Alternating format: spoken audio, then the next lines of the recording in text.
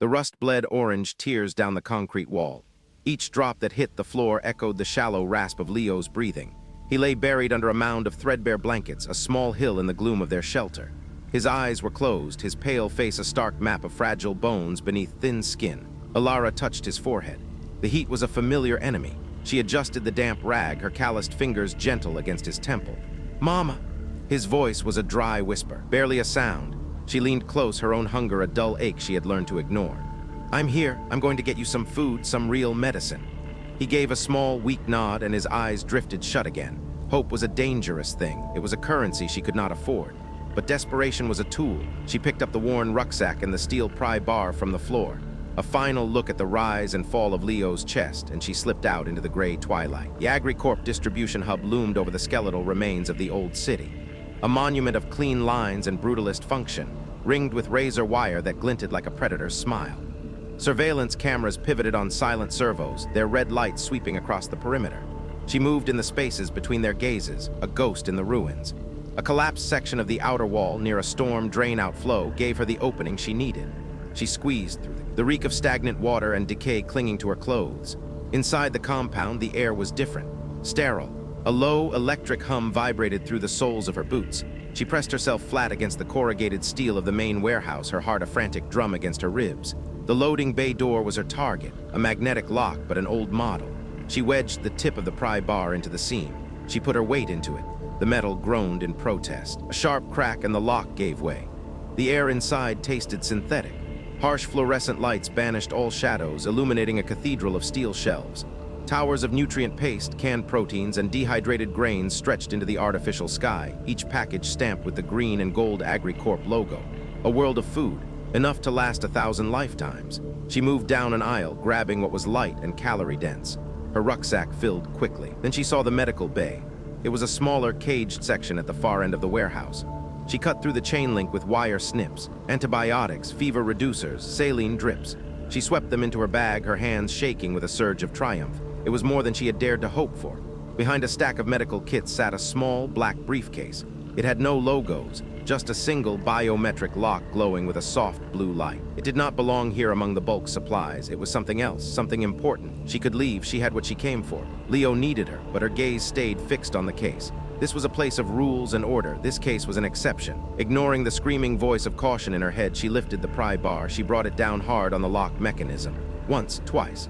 On the third strike, plastic shattered. The blue light died. The latches sprang open. Inside, nestled in custom-cut foam, was a smooth, dark data slate and a single black seed.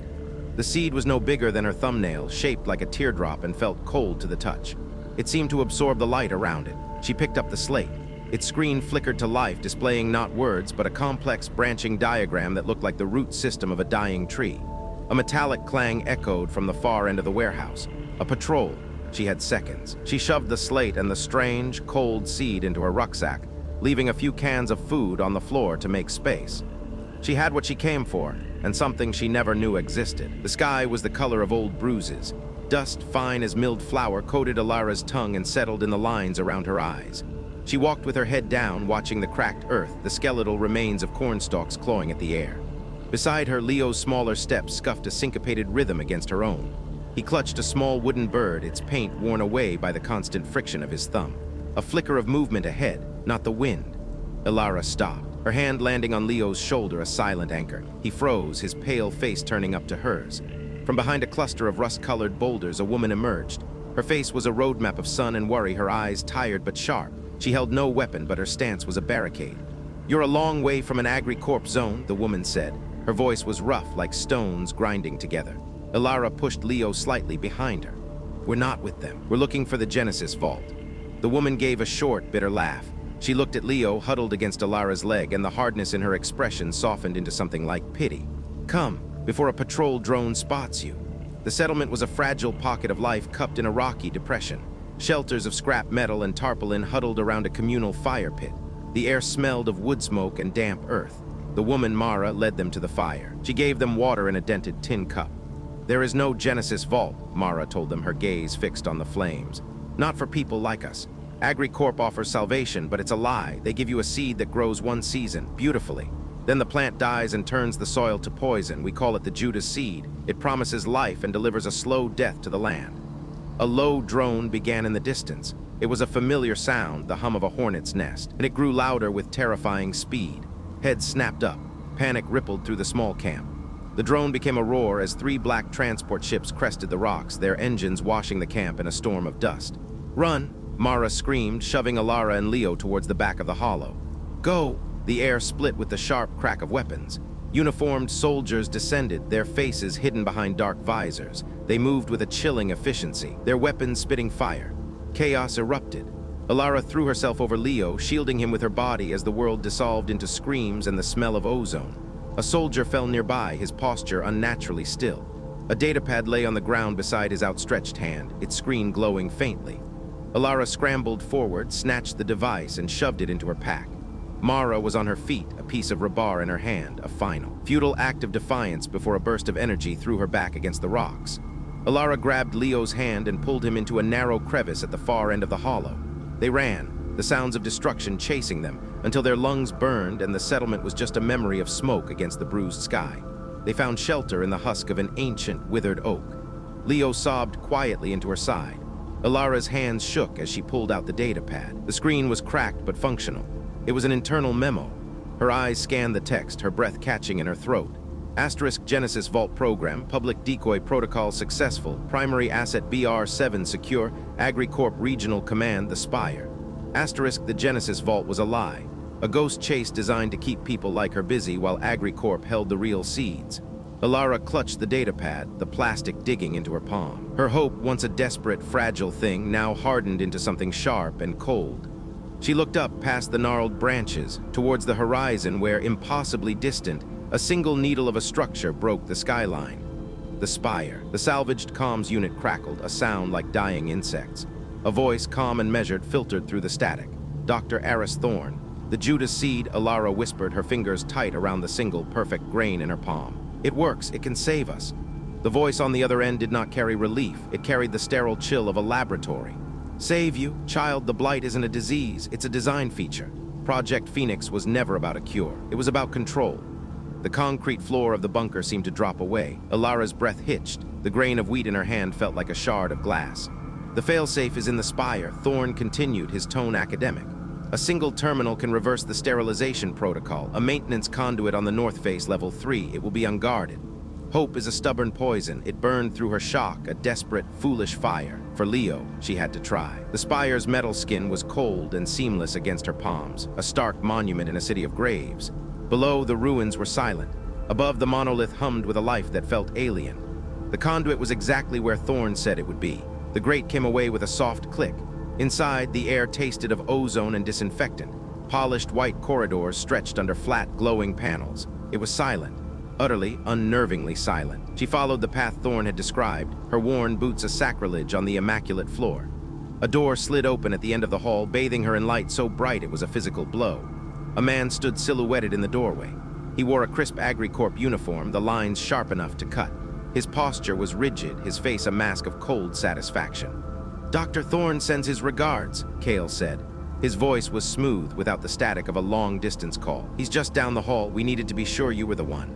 The world compressed into a white room. There were no seams, no corners, just endless, sterile light. Elara sat on a block of cold polymer.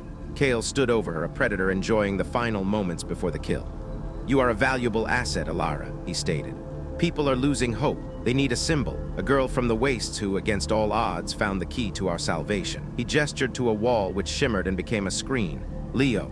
He was in a room just like hers, small and lost in the white expanse. He hugged his knees to his chest, his eyes wide with a fear that tore through Elara's soul. Cale's gaze was flat, devoid of any human warmth. "You will be that symbol for us. You will give them our cure. You will give them our hope." He let the words settle in the cold air. "Or the boy dies. The choice is yours." The air in the vault was cold, manufactured. It hummed with the sound of perfect, sterile life. Around them, thousands of transparent pods glowed, each a cradle for the BR7 seed stock, the heart of AgriCorp's world. Elara's jumpsuit, stiff with grime, felt alien here. Her fingers were numb around the small vial in her palm. The Judas Seed. Leo stood close, his breath a small, anxious cloud in the chilled air. His gaze never left her. Elara looked from the vial to the endless rows of glowing pods. She thought of the journey here, the risks taken, the belief that this tiny object was a key, a bargaining chip. But AgriCorp did not bargain, they dictated. The name echoed in her mind, a sudden, sharp clarity cutting through her fear. The Judas Seed. Its name was not a warning, it was an instruction. They did not want it back, they wanted it used. A genetic contamination, a blight they could contain and blame on a terrorist, on her. A way to purge their own failed stock and emerge a savior. This was not a key to freedom, this was the trigger for her execution. Her eyes followed the network of pipes snaking across the ceiling, the veins of this artificial organism. They carried a clear nutrient solution to every single pod. Her breath hitched. A surge of defiance, cold and pure, replaced the knot of dread in her stomach. Elara, what is it? Leo's voice was a low whisper. She didn't answer. She took a step toward the central irrigation manifold, a nexus of gleaming metal pipes. Her knuckles were white where she gripped the vial. This was the choice, not submission or defiance, but what kind of destruction she would unleash, theirs or hers. With a cry that was torn from her throat, she slammed the vial against a thick pipe joint. Glass shattered. The sound was small, insignificant in the vast chamber, but the effect was immediate. A dark, oily smear clouded the clear liquid inside the pipe.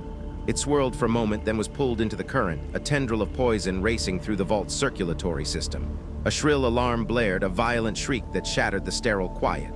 Red lights pulsed, washing the vault in a frantic, bloody glow. "We have to go, now." Her voice was raw. Leo grabbed her arm, his face pale but his eyes resolute. They ran. The alarm screamed behind them, the death rattle of an empire. Asterisk, asterisk, asterisk, sunlight felt strange on her skin. The air in the hidden valley was thick with the smell of damp earth and green, living things. It was quiet, the only sounds the rustle of leaves and the murmur of a small creek. They had run until their lungs burned, until the alarms were a memory. Elara knelt.